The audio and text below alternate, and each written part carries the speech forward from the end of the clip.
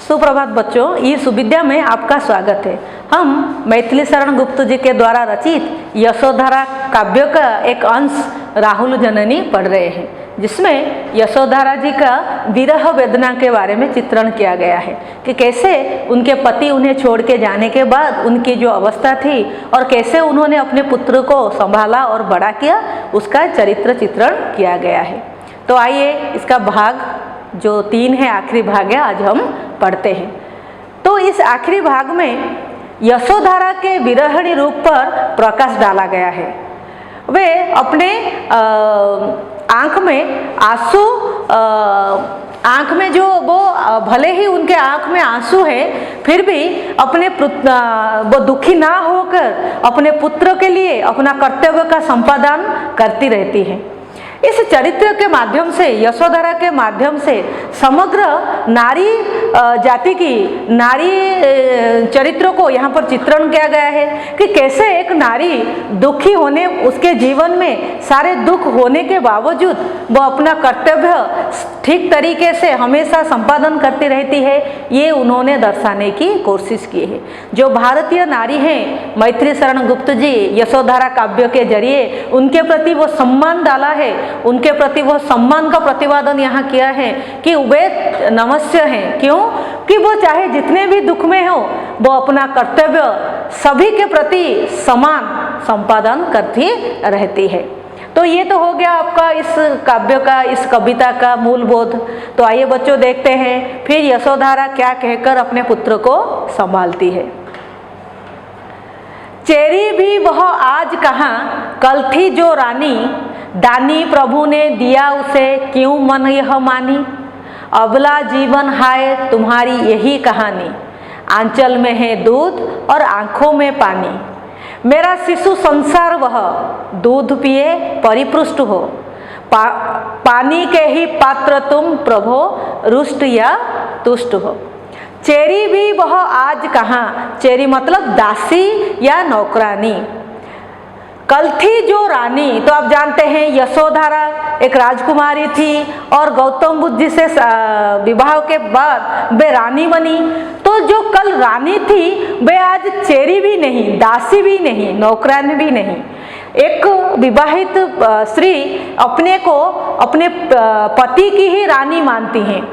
जब उनके पति उन्हें त्याग के जा चुके हैं तो वो अपने आप को एक नौकरानी के साथ, एक दासी के साथ तुलना की इसलिए किए हैं कि वो मानती हैं, वो अपने को दासी से भी पराधीन मानती हैं। कि एक दासी जैसे पराधीन रहती है, वो अपने मर्जी से कुछ नहीं कर पाती है, वैसे ही अवस्था आज एक रानी की है। एक रानी अपनी इच्छा से वो कुछ भी कर सकती है। लेकिन गौतम बुद्ध जी ने, उनके पति ने आज उन्हें उस अवस्था पर छोड़ चले गए हैं जिस अवस्था पर वो चाहकर अपने लिए कुछ जो हम कह सकते हैं अपने को मुक्त नहीं कर पा रही हैं, क्योंकि उनके ऊपर उनके पुत्र राहुल की जिम्मेदारी है। इसीलिए वो अपने आप को दासी से भी पराधीन मानती है। दानी प्रभु ने दिया उसे, क्यों मन यह मानी। तो उन्हें ये दान, जो वो पराधीन है, जो उनकी जो अवस्था एक रानी से नौकरानी बन चुकी है, दासी बन चुकी है, ये उन्हें किसने दान में दिए? उनके प्रभु ने। वे अपने स्वामी को, पति को प्रभु मानती हैं। गौतम बुद्ध जी को वो यहाँ पर प्रभु कह रही हैं। वो कह रही हैं मुझे ये दान किसने दिया? मेरे प्रभु ने, मेरे पति ने दिया है। क्यों दिया? उनके वो मन में मेरे प्रति क्यों इतने अभिमानी बन गए, उनके अंदर मेरे प्रति क्यों इतना अभिमान भर गया, इसलिए उन्हें कहा गया उससे क्यों मन यह मानी। उनका मन क्यों नहीं माना, वो क्यों अभिमानी बन गए कि मुझे दान में ये दे के गए, जिसके कारण मैं अपनी जो स्वाधीनता है उसे खो चुकी हूँ। अबला जीवन हाय, अबला अर्थ कमजोर या दुर्बल। तो यहाँ पर अबला जीवन, किसके जीवन को अबला कहा गया है? यशोधरा के जीवन को। यशोधरा का जीवन क्या है? अबला मतलब कमजोर, दुर्बल। हम लोग जानते हैं कि नारियों को ही यहाँ अबला कहा जाता है। क्यों कहा जाता है? वो चाहकर भी अपने आप को कभी मुक्त नहीं कर पाती हैं। उन्हें इसीलिए अबला कहा जाता है। वो आंखों में आंसू भले ही हो, वो चाहे जितने भी दुखी हो, वे हमेशा अपना कर्तव्य संपादन करती रहती हैं, इसलिए उनके जीवन को अबला कहा गया है। अबला जीवन हाय तुम्हारी यही कहानी, आंचल में है दूध और आंखों में पानी। यहाँ पर आंखों में पानी मतलब दुख, उन्हें जो दुख मिला था वो सह रही थी। किस लिए सह रही थी? अपना कर्तव्य संपादन करने के लिए सह रही थी। और आंचल में है दूध, ये किसका प्रतीक है? राहुल के प्रति, उनके पुत्र के प्रति जो पालन पोषण का दायित्व उन पर था, इसीलिए वो कह रही है आंचल में है दूध। तो उनके आंचल में दूध का मतलब उनके ऊपर उनके पुत्र का पालन पोषण का दायित्व लदा हुआ है, इसलिए वो कह रही है आंचल में है दूध और आंखों में पानी, तुम्हारी यही कहानी, अबला जीवन है तुम्हारी यही कहानी।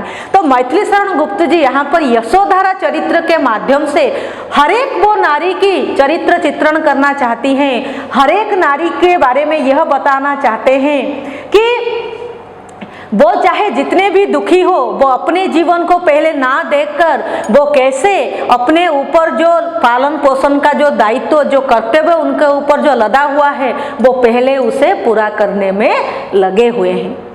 मेरा शिशु संसार वह, तू ही मेरा सब कुछ है। वो राहुल को ही अपना सारा संसार मानते हैं। मेरा शिशु संसार, मेरा शिशु ही मेरा संसार है। वह दूध पिए परिपुष्ट हो, दूध पीना मतलब आप जानते हैं वे उसे अच्छे तरीके से सारी सुविधाओं के साथ बड़ा करना चाहती हैं। और परिपुष्ट होना मतलब हुष्ट पुष्ट होना। तो यहाँ पर क्या वो उन्हें खाना खिलाकर मोटा बनाना चाहते थे? जी नहीं बच्चों, यहाँ पर हुष्ट पुष्ट का अर्थ है बेस उन्हें सारी दुनिया की सारी सुख सुविधाएं देना चाहती है। वो चाहते थे कि मेरा सब कुछ अब मेरा पुत्र ही है, मेरा पुत्र ही मेरा संसार है, और वो मैं उसे जीवन का वो सारे सुख उसे प्रदान करूंगी जिसके कारण उसका जीवन हमेशा सुख से भरा रहे। इसलिए वो कहती है परिपुष्ट हो।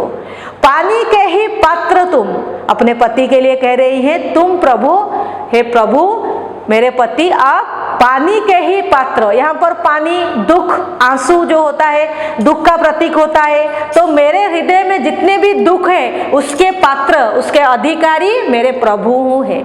मैं ये स्वीकार करती हूँ, यशोधरा ये स्वीकार करती हैं कि मेरे जो पति हैं उनके कारण जो हमें मेरे पुत्र और मुझे जो इतना दुख मिला है, इसीलिए मैं हमेशा मेरे दुख के कारण आपको ही मानूंगी। इसके जो मैं ये आपके ऊपर जो लाद रही हूँ ये दोष, इसे लेकर आप चाहे रुष्ट हो या तुष्ट हो। तो रुष्ट होना मतलब नाराज होना, तुष्ट होना मतलब संतुष्ट होना, खुश होना। तो चाहिए आप मेरे ऊपर नाराज हो या फिर मेरे ऊपर आप खुश रहे, लेकिन मैं हमेशा मेरे जो दुख के भाग है उसके भागीदार आपको बनाऊंगी और मेरे पुत्र को मैं सारे सुख देने की प्रयत्न करूंगी।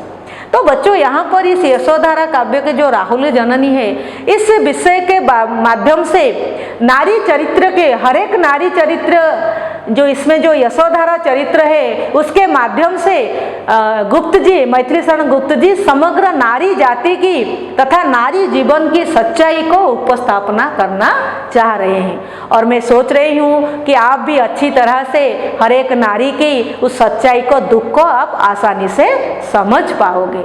तो बच्चों मैथिली शरण जी गुप्त जी के द्वारा रचित यह राहुल जननी आज के लिए बस इतना ही। धन्यवाद।